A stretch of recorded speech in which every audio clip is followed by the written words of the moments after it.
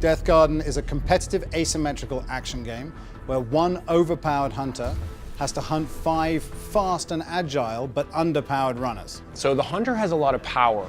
The runners themselves are obviously weaker on a one-on-one encounter, but what gives them their power is the team of 5, is their agility and the fact that they can work together to complete their goals. We also gave the runner and the hunter different perspectives. The runners play from a third-person perspective, and the hunters play from a first-person perspective. It's got a very traditional FPS-style gameplay, so it's got access to ranged weapons, guns, also bringing a fundamental power into the level. Now, this power is designed to tip the balance in favor of the hunter. Now, which power they bring into the level will change the way the runners have to adapt. And really the game revolves around control of the map.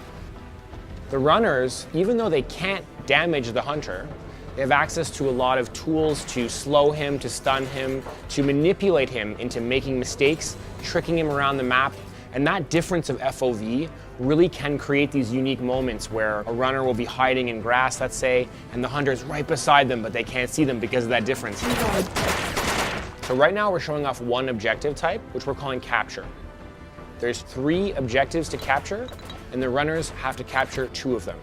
If they're successful, exits will open and you can escape, if you can. The hunter's win condition is simple. He just has to kill 3 of the 5 runners.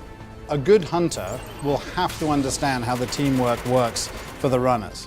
Because at the end of the day, if the runners gain control of the map through their good teamwork, the hunter will just be chasing shadows. And even those empowered with all the abilities of the weapons and the powers to be able to strike back at them, if you can't find them and break that team dynamic, then he's going to start losing control of the game. We're making a procedural game that forces you to think on your feet. Every time you play, the map is different, the layout is different, where the objectives are is different. You can't pre-learn that. You have to think on your feet and do it when you get into the game. So we wanted the game to be very responsive.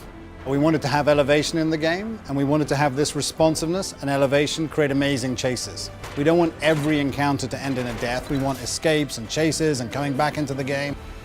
Runner revived. We deliberately made the choice to not have a mini-map in DeathGarden.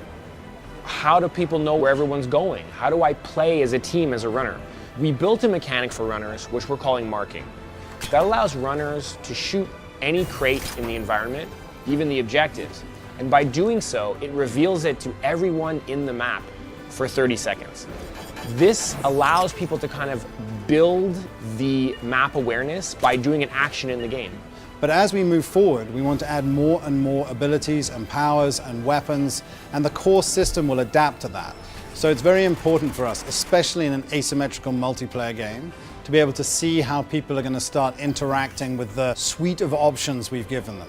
Our objective is competition before anything. So we're really no pay to win and no grind to win. So if we were ever to release new skills, everyone would have access to them. What we love about the game is that it's a classic video game adage that it's easy to play and hard to master. And it's what we really want to do with the choices is add more and more potential depth. You don't have to take on all these choices at an early stage, but the core concept of working together as a team is the most important thing in the game. So as long as you understand that, anything we add on top of that is just going to make the game better over the long term.